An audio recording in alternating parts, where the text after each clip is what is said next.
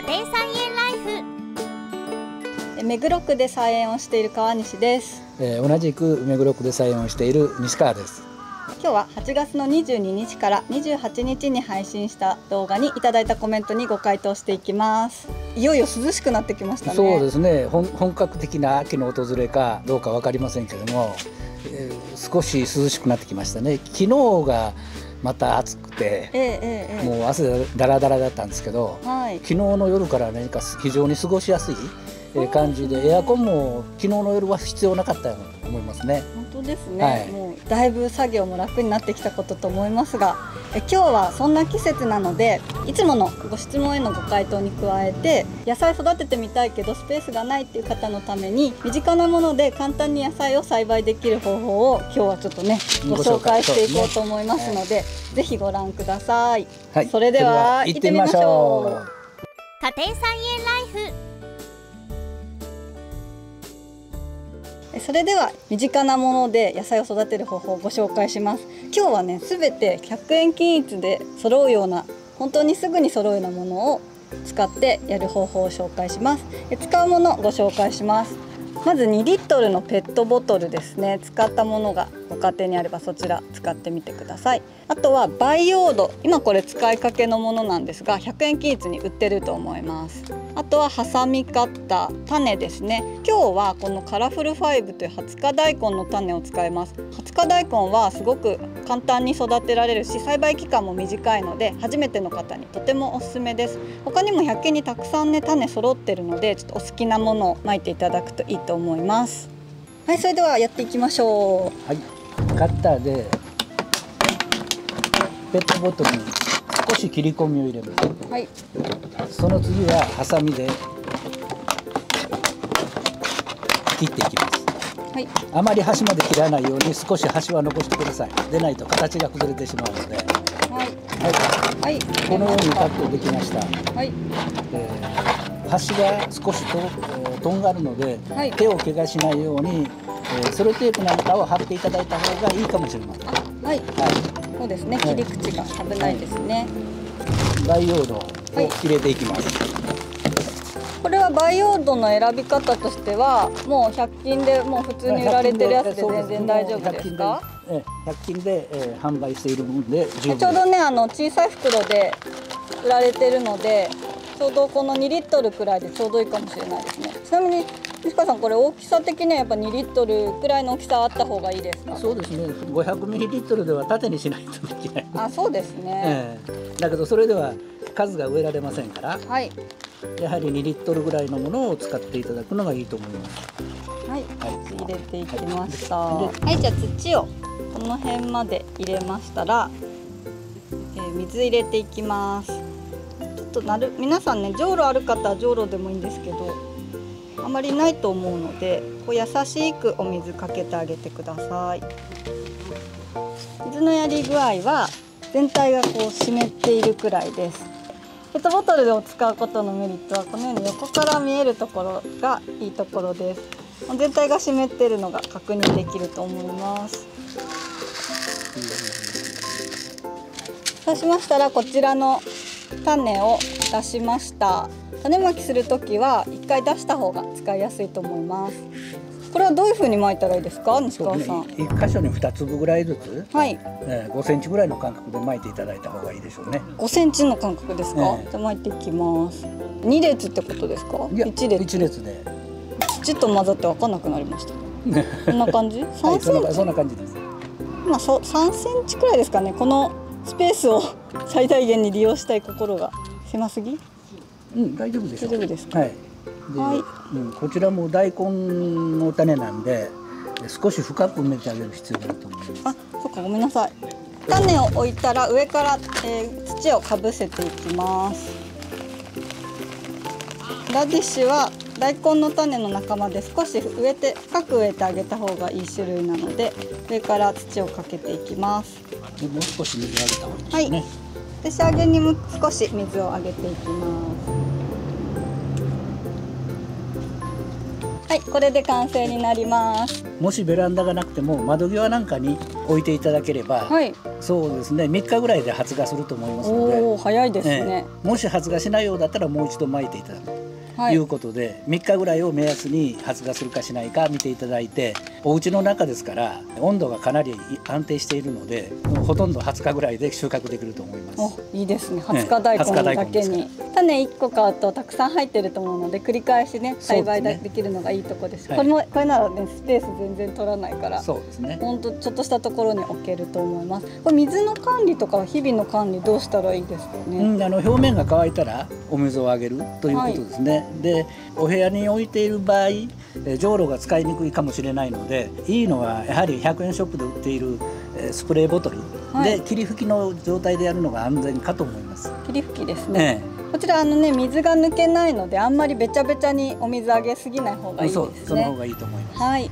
あと肥料とかは特に必要ないですか？特に培養土を使っている限りはありますんで、ただ2回3回と収穫していると足りなくなるんで、やはり100円ショップで液体肥料が売ってますから、それを使っていただくと。じゃあもう3回目の栽培の時はそれを試してもらう。ですからおそらく300円で、結構冬の間ずっと楽しめると思いますので、ぜひやってみてください。時期的には今9月としていつまで種まきできますか？温度下がらないんで、ずっと冬の間ずっと栽培を続けられると思います。そうですね。それはいいですね。室内のメリットですね。逆に春を過ぎて夏が近づいてくると日中非常に温度が上がるので、その時は適さないと思います。じゃあかえって気温が高すぎない夏よりも室内の冬の方が栽培しやすいということですね。そうですね。その方がいいと思います。こういうタイプのものはそうですね、15度ぐらい、生育温度が15度から上だったらちゃんと生育しますので、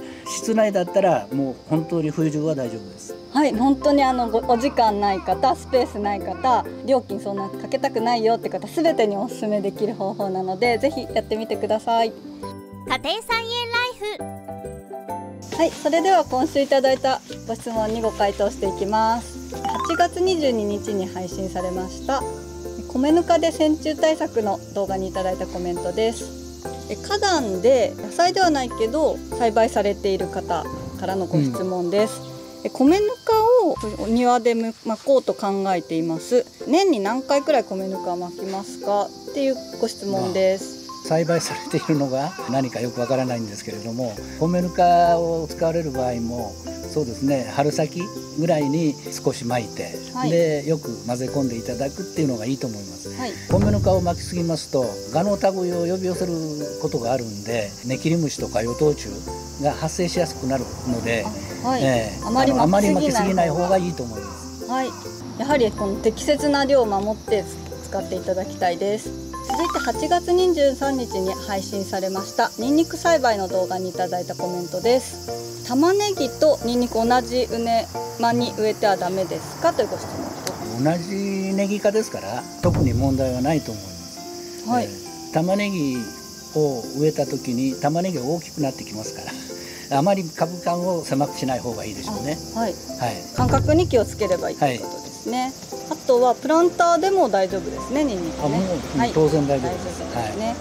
あとは不織布ポットで育てていて水など心配されているという方いらっしゃいますけど、不織布のポットでニンニクいかがでしょう。注意点などありますか？別に問題はないと思いますね。不織布ポットの方が水はけはいいんで、不織布ポットを使うのが適しているかもしれません。ただ不織布ポットの四角いのがなかなかないんで、ほとんどが丸くなるから、そうですね、この植え方が難しいですね、ちょっとね。お手入れとして気をつけることとしてはどうしていったらいいですか？いや、特に一緒ですか？他のプランターと。他のと一緒ですね。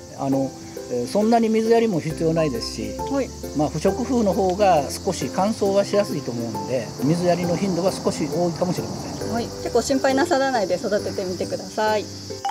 続いて8月23日に配信されました落花生栽培の動画にいただいたコメントです。落花生のマルチ栽培でマルチを張ったまま脂肪兵が黒マルチを突き破って土の中に入るんでしょうかという、マルチを張ったまま栽栽培していいですかっていうコメント栽培することはできるのでしょうかというご質問ですが、私が育てた時は脂肪兵が出始めたらマルチを切り取ってそれで土寄せをして育てたんですけれども、それでもやはり周りに雑草は生えますから、もしマルチをそのまま置いておきたいというんであれば脂肪兵がマルチを突き破ることは不可能だろうと思いますので、おそらく株の周りのマルチだけを大きく切り取って大きな丸を開けて脂肪兵が土の中へ入れるような隙間を開けてあげればいいんじゃないでしょうか。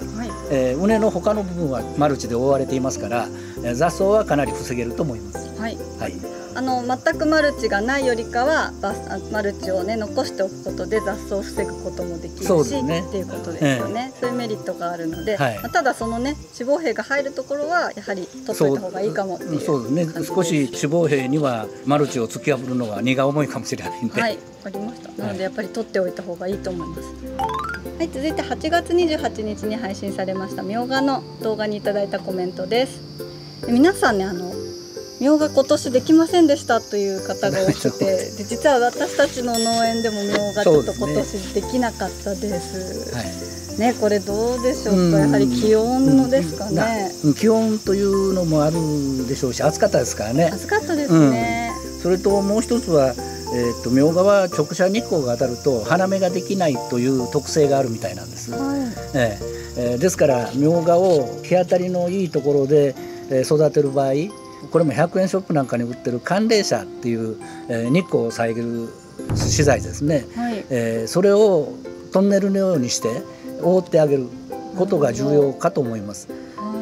もしできれば四隅に支柱を立てて、横も上も寒冷紗で覆ってしまって、柔らかい光が当たるぐらいにしてあげたら花芽の成長が促進されると思います。私たちも結構日がねそんなに当たらないようにしてたんですけれど、ダメだったので、ちょっとダメなんでしょうね。もう来年こそ頑張りましょう。遅くもないんで、今からでもちょっと寒冷紗で覆ってみようかなと思います。そうですね。リカバリーできるかもしれないですね。あとは動画でご紹介したように冬の時期になったら移植するかっていうことが起こってくると思うので、また引き続きみょうが頑張っていきましょう。今日はスペースがなくてもお野菜を作れる方法をご紹介して、8月22日から28日に動画にいただいたコメントにご回答していきました。今日はちょっと新しい試みでますます野菜育ててみたいなって方が増えてくれるように考えたんですけれども、コメントもこういう資材があればいいとか、どこで買えるとか、そういうふうなことでコメントいただいてもご質問に答えられるかもしれませんので、どんなふうに調理しようかなとかいうような質問もいただけたらありがたいと思います。またあとですね、家庭菜園始めてすごく楽しいです、今年こういうのできましたっていうようなコメントもたくさんいただいてて、もう読むたびにすごく心が温かくなります。やはり楽しみがどんどん広がっていったらいいなと思っています。それではこの動画が面白いと思った方はチャンネル登録と高評価お願いいたします。それではそれではまた。